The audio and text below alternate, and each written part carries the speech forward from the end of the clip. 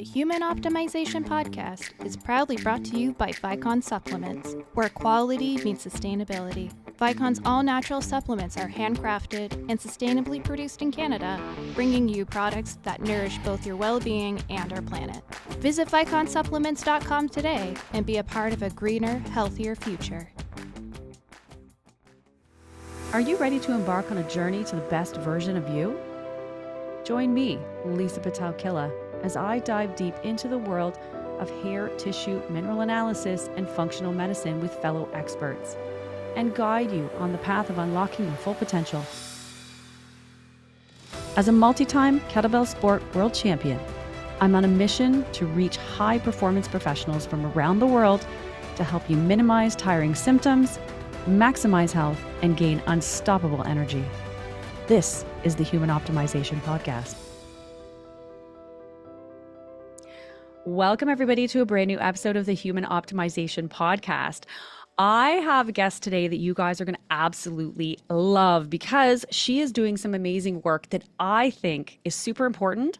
I've done some of the things, and I'm super excited to hear about visualization techniques that she has, because I definitely did that when I was on my way to the World Championships, but there's always little nuances that we can learn from the experts. So let me introduce Dr. Harley Perlus.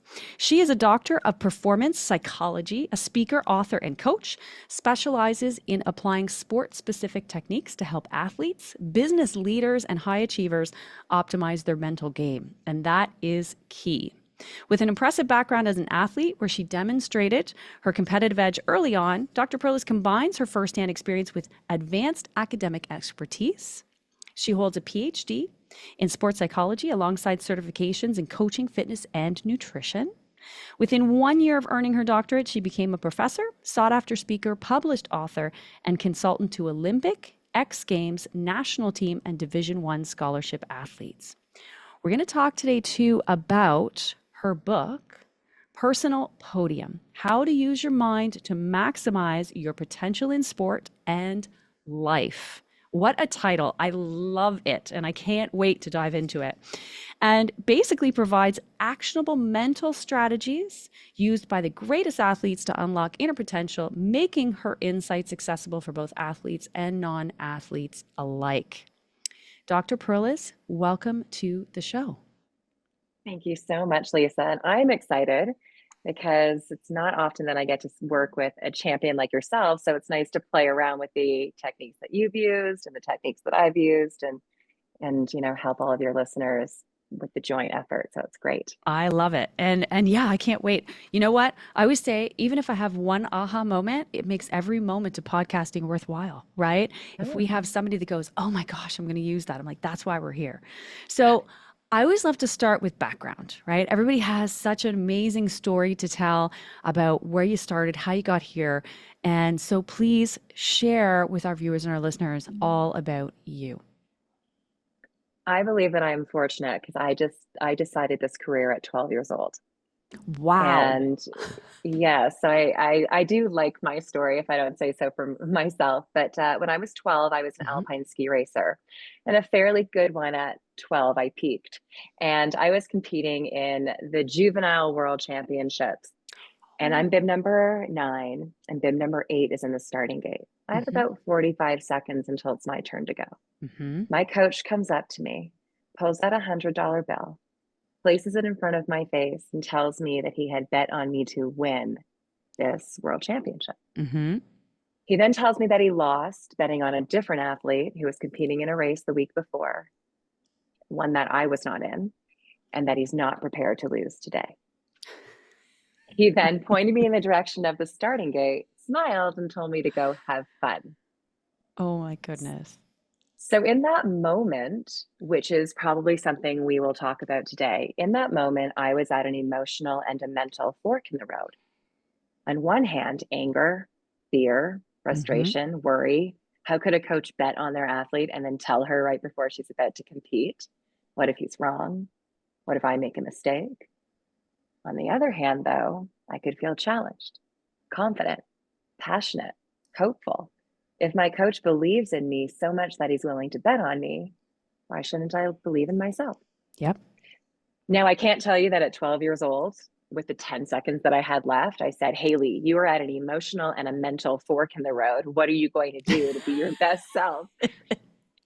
But I swear I do remember thinking, wow, if he has high expectations, doesn't that mean I'm good at this? Mm-hmm. And then I started thinking about all the things that would be more productive. I've won every race so far this year. This is a technical course, which is where I excel. I had a great sleep. This is all of the reasons why I can. So I went down and I won, which is great. My coach congratulated me, kept the $100 for himself. What? But he said to me something that completely changed my world and framed my life. He said, it's amazing what your performance can be when you get your head straight. And then he Yep. brought a sports psychologist to come and speak to my team. And I went home and I told my parents that that is what I want to do when I grow up. That is amazing. Wow. And I've had a lot of guests on the show, and I think this is the first time anybody's ever said that I knew what I wanted to do for the rest of my life when I was 12 years old. That is just, but that's what happened, right? That moment changed your life. It really, really did. Now, there's some detour, well, I don't know that I would call it detours. Things came to me that I didn't know before. So now I work in sport, business, wellness, which I Hmm. didn't know that would happen. Yep. And never know that I would write a book. In fact, I have a brother who makes fun of me because I was the kid who would recycle book reports just so she didn't have to read. And now I've written a book. I'm super Oh my shy, but now I'm a gosh. public speaker. So like those things are a little bit of a shock, but I always knew that Yep. sports psychology was what I wanted to do. That is amazing. Well, you know, so one of the first videos I think, and I can't remember if I watched this before or after, and it was kind of like a documentary, and it was a bunch of Olympic cyclists. I actually think it was the U.S. team, and they were talking about visualization. And I went down the road of visualization a long time ago, but having that kind of resilient, right, mindset and being able to run over it. I always said, and again, well, I want to dig into this, but I always think like if I run this through my head, and I remember right before the 2018 Worlds, it was like I'd been there 3 times now. I came close in 2016. I went home with a silver in the open category, right? And I was much older than a lot of the athletes, right, that I was competing against, and I kept running through this in my head. And I'm like, okay, if I run through this enough times, because your mind always wants to stump you. Right? Oh my Mm-hmm. gosh, I dropped the bell. That okay, pick it up. Like all these things come into play. And when you think about it enough, you've solved all the problems. So it's like by the time you get on the podium to do your lift, it's already done, right? I mean, yeah, hundreds of times because you've rehearsed it Hmm. in your mind. And there's that mind body connection. Your body listens to your mind. It's like when Yep. the body chokes, it's because the mind went elsewhere, right? The Hmm. mind got distracted. Yep. And so when you're visualizing, you're literally creating mental blueprints that your body learns to obey. Hmm. It's like when Yeah. you're on a drive and you've done this drive 1,000 times, your body can almost do it on instinct. And that's the whole point of visualization, to create these mental blueprints, the ones that we want. And then That's our true. bodies learn to listen. That's very Body true. learns to listen. And then we can kind of, I wouldn't say completely stop thinking because I don't think that's possible, but we can quiet this down and then let the body do what we've been training it to do. Absolutely. Absolutely. And so in your book, you talk about kind of that visualization and overcoming some of the mental blocks. Give us a little tidbit on that too. Yeah, sure. So a lot of the times we use imagery to be perfect, Hmm. visualize the perfect performance. And I like that. I encourage that. Who doesn't want to be perfect? However, the best, depending on the sport, but the best athletes are not always the perfect athletes. They're the ones that best recover. Yep. So we need to, in our imagery, in our visualization, we need to mentally rehearse this recovery piece. Figure skating. I know that you talk about kettlebell, but you were a figure skater as well. I was for a long time. Yeah. I mean, that sport alone, you fall down, you're not down forever. You got to get right back up and Yeah. get into your routine. And the best figure skaters have to be able to be resilient, and they need to visualize that resiliency. Yeah. Yeah, absolutely. And it's funny. I did two things just like outside of school. I never really got to be on school teams because I was always at the rink, right? And so, we used to skate 6 nights a week and what have you. And I did figure skating and then I did piano. So between those two things, it really, because I was a very shy child, right? But, you go, parents drag you to piano recital. It's like you got to go up there. You got no music in front of you. You had to memorize this. Fur-Elise was one of my faves. But you get up on the stage and the big grand piano and you've got an auditorium full of people, right? Or you get on the rink by yourself and you've got a rink full of, right?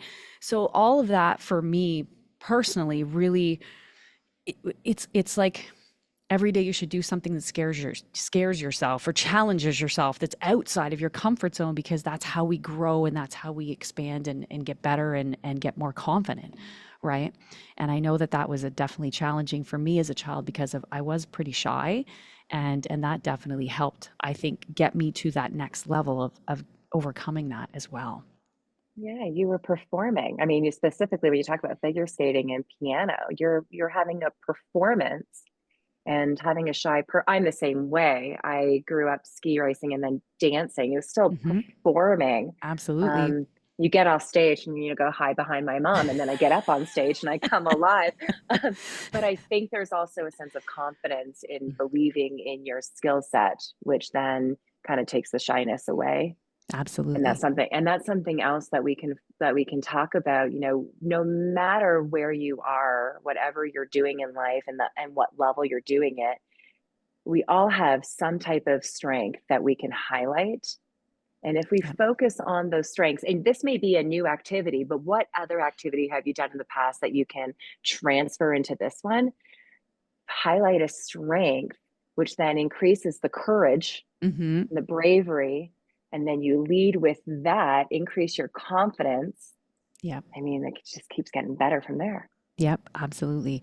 Well, and this translates, and I can definitely attest this too, translates right into high performers in corporate business, right? Oh yeah. So because I know for me, that's definitely, I still work on my mental tenacity when it comes to dealing with all kinds of things, whether it's supply chain or, issues and other things you have to overcome.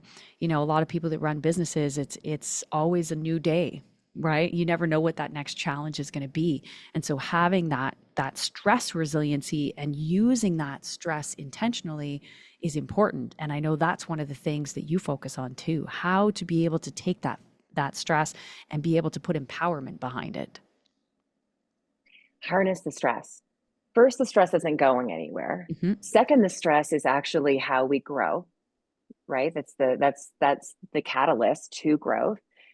And three, if we can, if we can harness it, almost like I have one of my titles for presentations is harnessing stress as a performance enhancer, like using that stress, embracing it, exposing yourself to it. Hmm. uh, that's to me what separates the good from the great.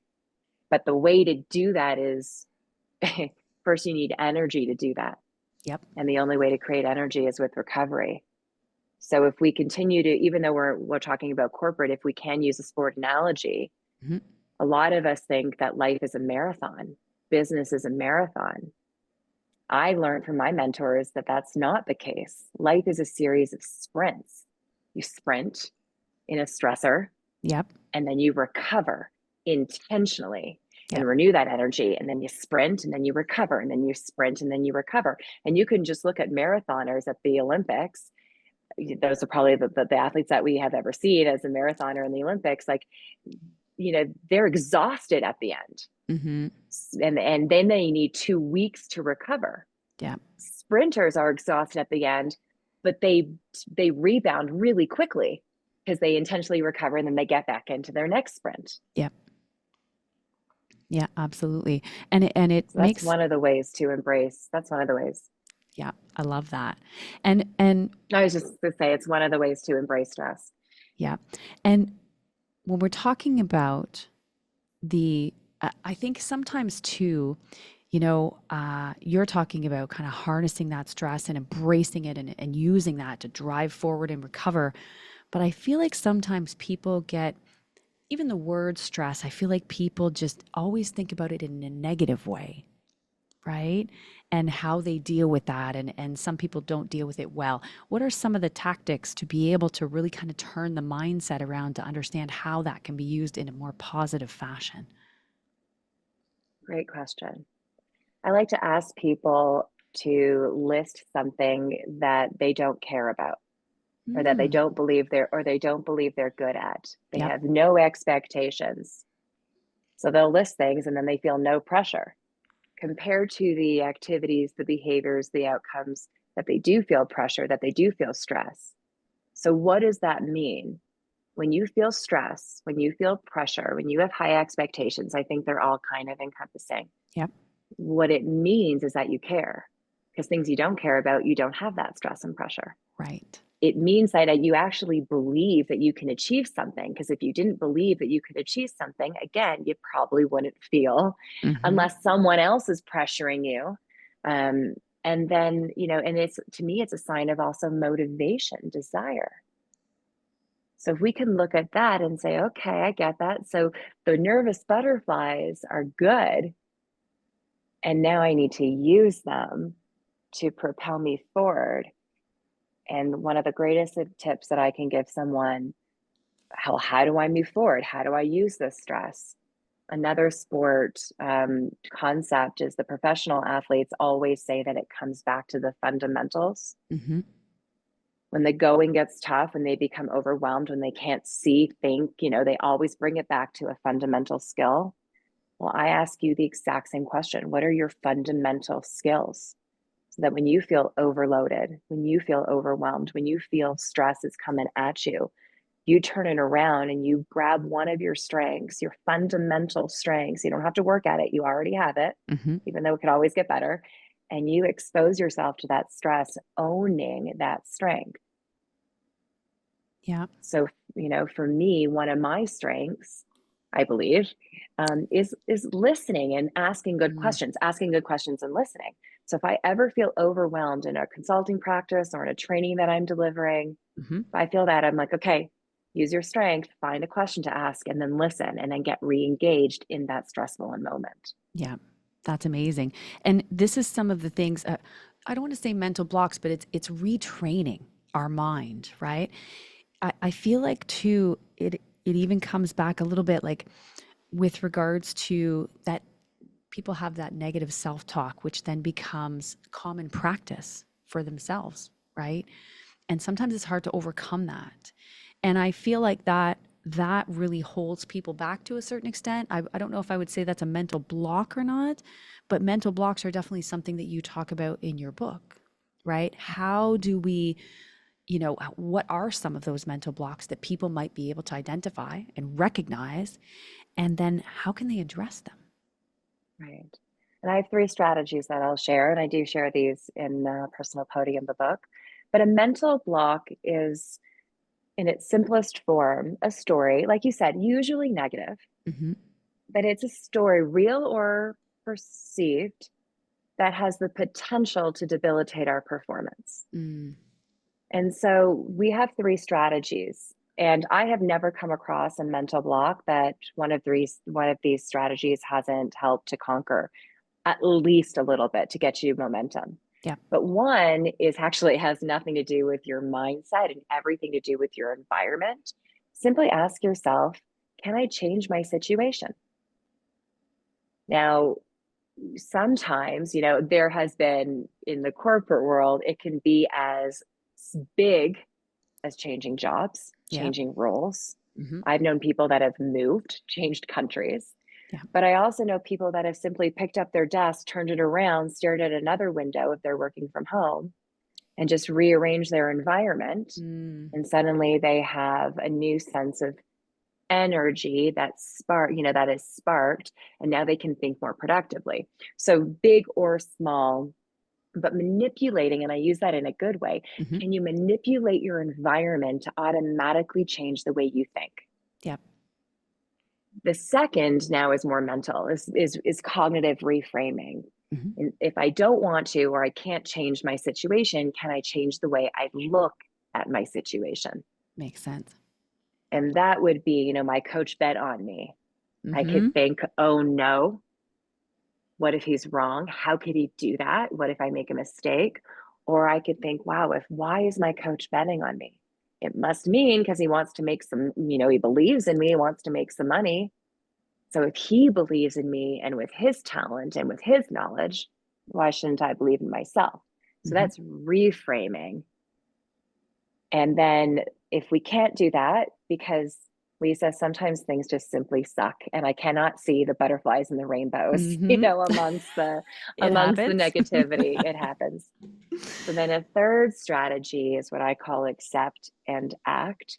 But I do not mean accept in like throw my hands up, I give up, there's nothing I can do. Mm-hmm. I actually mean accept, own the fact that you're afraid, own the fact that you've never done this before, and that it's hard, period. Own it with courage and steadfastness, and then bring it back to your strengths. Take action on one thing you do have control over, on one thing that you do have confidence in, and lead with that, and let that take on a life of its own. That's amazing. And all three, I mean, those are all amazing, right? Strategies and processes to work through and be able to change that. And it's funny too, like I forget sometimes, even like I always think of rearranging furniture at the house, right? I'm always like, oh, let's put it this way. It might feel a bit feel a bit different. I feel like sometimes I do that, don't even realize. I'm like, oh, this does put a totally different spin on things, right? Something so simple. It really does. I mean, if you work from home and I work from home, I actually don't like for myself, Hmm. having an office, Mm, because it gets stale for me. So I yep. work in every room in my house. That's amazing. Every room. Yep. And, obviously it depends if I am on camera, certain lighting and things, Hmm. and quiet. Yep. But I like manipulating my environment for fresh energy I love that. and perspective and fresh Yep. perspective. Yeah, absolutely. Yeah, I couldn't agree more. And I want to dive a little bit into, so we talked about visualization. So I want to go back there for a second because I think, you know, one of the things, and I remember sitting down, this was a number of years ago now, before COVID, and I remember some of my athletes were heading off to the world championships. And I remember sitting down and kind of walking them through and talking them through the process about visualization because people don't necessarily understand how to potentially do that. And I think it's different too for athletes and corporate business people, right? Can you talk about that a little bit? Just like how some of the tactics to use, like what we're trying to visualize, how we do it, and then how it applies to kind of both aspects. Absolutely. And it is different because one is more of like a physical embodiment, Hmm. where in the corporate world, I still think it's physical depending on what you're doing. If you're presenting, or on the road, or Yep. even in a flow state writing, Yep. which could be similar to a flow state in sport. Hmm. The word visualization is a little bit misleading. That's why in the science of it, we really call it imagery, because Okay. visualization implies that it's all about your vision, Yep. always seeing. Hmm. And often when we see, we just want to see the results. Right. That's not what we're really wanting to embrace when we talk about imagery. Hmm. Imagery is a full embodiment experience of the process Hmm. going the way you want it to go, the imaging yourself recovering. So it's a polysensory experience. You want to see it, you want to smell it, you want to taste it, you want to feel it, you want to embrace all of your senses. And whether you're a sport athlete or in the corporate world or a health and wellness enthusiast, you just really want to start practicing your Yep. senses. Yep. And one great activity, which is also what I call an active meditation, so it'll give you a little bit of recovery too if you do feel overwhelmed, just to start practicing the sensory before you start practicing imaging the performance. So go outside Mm-hmm. just for a moment, focus only on what you see, Mm. then focus only on what you smell, then focus only on what you taste, then only on what you feel, textilely, and then Yeah. also kinesthetically. So you're actually incorporating all of your senses. And both sport and business and wellness, you can practice this. And then you take it into your personal performance. And you want to Amazing. create a polysensory experience. And you run the show in your mind's eye Mm-hmm. using all of that sensory, and that just makes your body and your mind understand that this is, like you said, it's like you've done it a million times. Yeah. You will have practiced it, many times. Yeah. Yeah. I find too now, I golf. My husband loves to golf. So I've taken up golf and got some lessons, and it's been a few years now. And I find even when I walk up to the tee box, right, I'm envisioning where, how my swing's gonna feel, where my shot's gonna end, right? I try and visualize that and feel that as I go through the motion, right? Because it's not just about going through the motion, it's about thinking and feeling the motion and kind of doing the whole process of it, which I find I love things that are more technical, right? To, Yes. to, Yeah. to be No, of able, course. right? Yeah, to be able to kind of think through that. Yeah, and with the imagery, you do not have to image the entire performance. Hmm. Like for me, we'll just stick with golf because I golf too.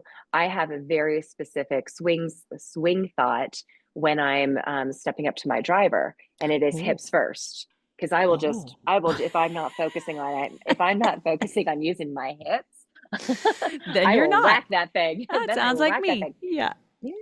So when I image myself, I'm not imaging the entire golf swing. Hmm. I'm just imaging hips first. Hmm. You do not have to, figure skating is what, short versus a long, still minutes long versus to like a second golf swing. Yeah. You don't need to image your entire routine. Hmm. Kettlebell, you don't have to image the entire, challenge, whatever it is that you're going to do and whatever exercise you're going to be doing with it. You could even just image, a beginning of a presentation Yeah. Yeah. And how or that feels. Yeah. you're right, the Mm. beginning of a difficult meeting that you're about to encounter, Yeah. Yeah, absolutely. Well, how it will feel at the end, whatever you want to imagine. yeah, that makes sense. And I feel like when you do that, and I want to talk about setbacks, but I feel like when we prep ourselves like that, there's no surprises necessarily, right? We already know how we're going to feel and kind of how we've kind of played out little parts in our mind, right? I just feel like it's such a Hopefully. right. But I just feel like such an amazing way to kind of calm things down because again, I feel like if we're too worked up and too stressed or get right, it all comes back to that stress and how we're kind of filtering that. That's when, kind of the wheels roll off the bus, right? Yeah, you're absolutely right. It reduces not all of it, I would say, because there's Mhm. still unexpected factors, but it can reduce the unknown, much of the unknown, and it also gives us a perceived level of control Yeah. and confidence. Hmm. I've been there before in my mind, so now I can go there uh, Yeah. in real life. Yeah. I find for me, I'm a lot calmer if I do that, right? Of Whereas if I walk course, into something and I'm not kind of in it, then I'm just there's a lot more there to unravel. I'm more calm. calm comes from control and confidence. So Yeah. the more perceived control and confidence you can have, the greater sense of control you'll feel. Yeah. Yeah. And so let's talk about, so just an approach. We all have setbacks, right? We all have things that don't go our way. We have, I always say failure equals learning, right? If I've haven't completed a task or I have not gotten to where I wanted to be, that's a learning experience for me to now take back and go, okay, what do I do with this, right? How do I process that? What do I do? And so, how, even whether it's athletes or executives, how do you kind of bring that resilience and help those bounce back from some of those setbacks? Sure. First and foremost, I understand the concept of telling yourself and others that failure is not an option, but failure is an option. Failure Sometimes it is happens and you don't want it to be an option, but it right. happens. Yeah, so I understand the mindset and the concept, but let's be honest, failure is an option. It does happen. Actually, for me, that's a relief to some extent because now I don't have to be so tense about it needing to be perfect. Right. Phew, failure can happen. Do I want it to happen? Absolutely not. But I know it can happen. So now I'm going to redirect my focus on what is going to increase the probability of success and leave the fear of failure aside Yeah. to the best of my ability. So that would be one, but that is a mindset. That is not, that takes practice. That is a script that you need to repeat, embody, embrace, understand. And then, like we talked about, the best performers are the ones that best recover. So Yes. when I have a setback, which happens, Hmm. I'll tell you what I don't want to do, and then I tell you what I will do. I don't want to wait for another same opportunity to have a new success. Mm. I don't want to wait. If I miss, if I eat something unhealthy, I'm upset with myself for eating that. I don't want to wait until, another 4 hours or the next day when I have a similar meal, right? I don't want to wait that long because then I'm sitting I'm sitting in the swamp of failure. Hmm. I'm on the path of failure and I'm not liking myself and I'm upset with myself. So what I like to do is immediately have a success in anything. So they say, Mm. get back up on the horse, get back up on any horse. So, whether that's, so if I have a failure in nutrition, well, let me have a success now in exercise, in work, in my personal life. Let me Hmm. just do something in any aspect of my life to get me on that back on the path of success Yeah. and productivity. Amazing. And then also, you mentioned failure equals learning. I will be honest, once I am feeling better about myself, Hmm. then I personally, and a lot of people that I work with in my practice, they like this too, then I can look and learn from more of an evaluation standpoint instead of a judgmental place. Right. Yeah. If I'm frustrated, it's Hmm. really hard for me to learn in a space that's going to be productive and nice. Yep.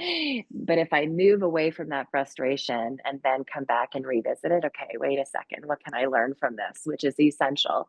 Yep. But if I can learn while feeling better about myself because I did bounce back, Yeah. I think that's a great strategy. Yeah. I agree. And I feel like I go through the motions. It's like the anger of what's had transpired that I didn't want that, right? Dealing, kind of working through that. And then, yes, coming back around and go, okay, this happened for a reason. Now, why? What am I taking from this, right? Because you do need to be in that more, again, more focused mindset and coming at it from a different place to be able to really appreciate it, if you will, I think, right? Absolutely. Yeah. And it's okay to be angry. I mean, do you let yourself Oh, let yeah. yourself sit Oh, in yeah. that for a second? I'm a good I had to crier. sit in that anger and be like, what just happened? Right? I have no problem doing that. I need to get that stuff out. Yes, all Yeah. the emotions. I don't know. I kind of pride myself on I wouldn't call me an emotional roller coaster, but I pride myself on feeling all the things and Hmm. being okay with it. Yep. Because at the end of the day, if we're going to lock that stuff up, it doesn't necessarily help us as we move forward. It's just extra baggage we're carrying now, I think, right? So I just, yeah, I go through all the motions and kind of, again, you kind of get used to your filter, right? How you're going to move through that. And you realize that, whether it's crying or anger, or the anger might be crying, right? And then you kind of get to the next stage and go, okay, I'm past that now. Now let's look at this and deal with it and figure the way forward, right? Yeah, it's a It's really good important. point. Yeah. That's a really good point. Well, and let's talk about training our mind, because I think one of the things that's interesting is we do have, especially nowadays, a ton of distraction, right? So even in the office, even when you're in the office, if you're trying to accomplish something, there could be so many distractions by the end of the day, right? You're not accomplishing anything, you can't keep your mind on track because there's just too many moving pieces. What are some of the ways to kind of train, I guess, that focus to just stay, in your lane to get where you want to go? What are some of the techniques you suggest for that, or some ideas for that? Lisa, I love the way you use the word training, because we do have to train. We have to practice. And we don't always engage in training. We wait until we really need it, and then we try to find it. The concept of training is doing it before we actually need it. Mm-hmm. Training our minds to be, to think more productively and positive before we find before we actually need to. But I think sometimes we're just cruising along and everything's going great. And then when we need it, well, we don't have the tools. Yeah. So training is key. And let's just use your specific example of distraction and getting lost. Mm-hmm. I really like the concept of taking a moment and asking this question. And it's two parts. What is relevant and what is irrelevant? And we have to identify both. Because if I can identify what's relevant, but that doesn't necessarily mean that I'm discarding what's irrelevant. So I need to really understand what is relevant and what is irrelevant in this moment. Now it can change. What was once irrelevant is now relevant, and vice versa, but in this moment. And so something that I advise many people that I work with to do is set calendar reminders. 3, 4 throughout the day. You choose when, and you have a calendar reminder that's the irrelevant and relevant status reminder. And in that moment, you stop and you assess what's relevant, what's irrelevant that's going on around me. And you might not need to, you might be doing a great job and only focusing on what's relevant. In that case, pat yourself on the back. Good job. Keep going. But there might be a time where your calendar goes off and you realize that you've actually been focusing on all things irrelevant. So you'll make a change. But you want to go through the practice, and it's a 1-minute exercise. It could be 30-second exercise. The emails on my inbox are irrelevant because this meeting that I got to prep for in the next 5 minutes is irrelevant. But you make that conscious decision, and you train your mind to start taking inventory frequently throughout the day. You start training your mind to follow through your actions, that follow them through on only what is relevant. And then when you do find yourself completely overwhelmed and distracted, you now have the ability to press mute on what's irrelevant and zone in on what you need to zone in on. Yeah, it makes total sense. But again, I couldn't agree more that you've got to train your mind to be able to do that, right? And I think that is, I think people really always, like, when we say training, what's the first thing people think of? Oh, I'm going to hit the gym, right? The physical training. But what about the mental training? I know that's what we've been talking about, but it's just like, I just find that so many people, it's not even something they've ever thought about. But I feel like it's one of the most important things that we can do every single day is train our mind. Right? Because that is what's going to give the confidence and the control. And especially if you are, like I always say, every day I do something out of my comfort zone, because that just makes my mind stronger to be able to get to that next level and handle whatever I'm going to bring to the table. Right. And I think that that's something that people forget about. And every day you wake up in the morning now, because you've gone through the training, your mind and your body are looking for things to be challenged, looking for ways. Yeah. And that's you now looking for those opportunities to spook yourself and to grow and to create all those things. But like you said, I call it the optimum energy flow. Every thought that we have has an impact on our emotions. Now, our emotions go back and they influence our thoughts, but every thought we have influences our emotions, which then impacts our biology, our chemistry, which then, produces a behavior. Yep. And then that behavior then creates a new thought. So if we can get our thoughts down, it's not about being perfect, but it is engaging in the training. Yep. And just like we go and exercise our muscles, we need to do the same for our brain muscle. Couldn't agree more. So I'll kind of finish off with this. Tools in the toolbox. Something simple that people can implement to really, engage their mind, stay focused. I know you shared a few things already, which I think is amazing. But people want to reach their highest performance in sports, in life. What would be one or two of kind of those tools in the toolbox that maybe you haven't touched on yet? People want to reach their highest performance. What goes in their toolbox? We touched on it a little bit, but I am going to emphasize it.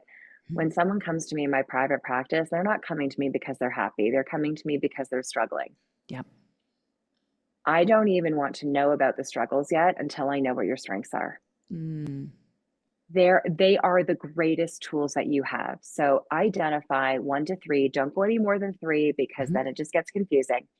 Identify 1 to 3 strengths that you have in your chosen performance, in your chosen industry. Just 1 to 3. And if you can't, I don't like that answer. So keep searching to find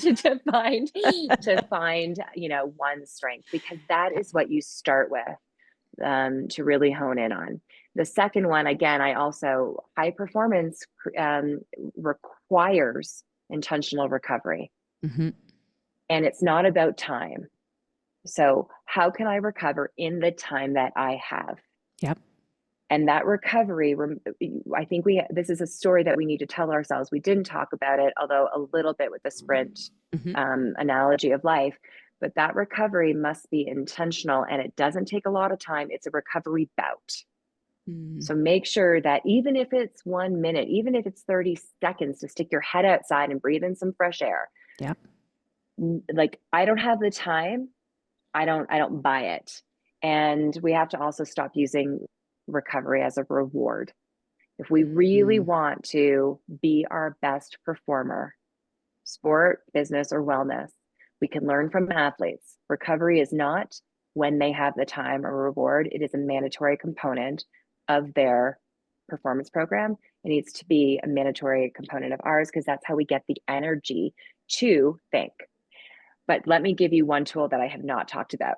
In addition to reframing, turning a negative into a positive, there's also something called countering.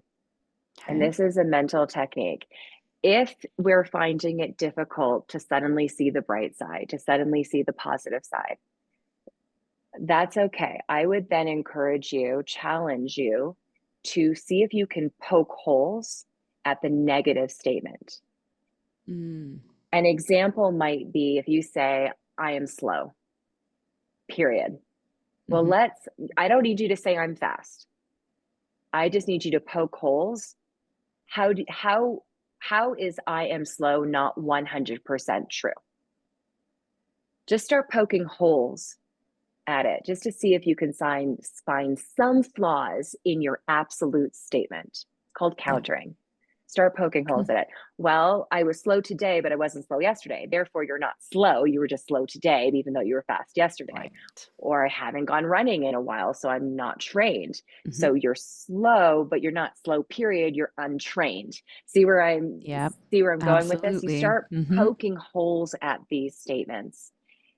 And that helps dispute or refute that negativity, which then creates space to think a little bit more productive or positively. Yeah, I love it. I love it. And again, for those of you listening, watching, like, this is something you should be doing every day, right? You need to be exercising your mind and training the same as you would, again, hitting the gym, because I couldn't agree more with just everything that you're doing, because it's what I do, and I know the outcome of that, and I know what I've learned from it, and I know I've been able to achieve by doing it, right? And I think it's so important. So keep doing what you're doing. For those of you, again, you can get the book, Personal Podium, How to Use Your Mind to Maximize Your Potential in Sport and Life. We will have the links of where you can find that book. We'll also have the links of where you can find Dr. Perlus, if you are so inclined to do some of this work and follow her process, because I think that would be, again, if you had an aha moment, which I think many of you probably have, might be time to reach out and start training your mind to be able to accomplish all of the goals that you have set for yourselves. So Dr. Perlus, thank you so much for spending the time with me today. It was amazing conversation. And like I said, if one person has an aha moment, then, we'll just keep trudging along and keep helping people. That's why we're here. That's why we're here. Thank you, Lisa. Yeah. So for those of you watching on YouTube, make sure you give this episode a like, subscribe to my channel. There's a brand new episode every 2 weeks. For those listening on your favorite podcast hosts, we appreciate you. Make sure you follow us, and we'll see you next time. Thanks for joining us today on the Human Optimization Podcast. Episode technical production is by Grace Sylvester and guest booking by Stu Tate. Want to learn more? Visit Pitel-Killah.com for incredible free resources to supercharge your journey to becoming the best version of you. If you enjoyed this podcast, please like and subscribe to the Human Optimization Podcast and follow me on social media at Pitel-Killah.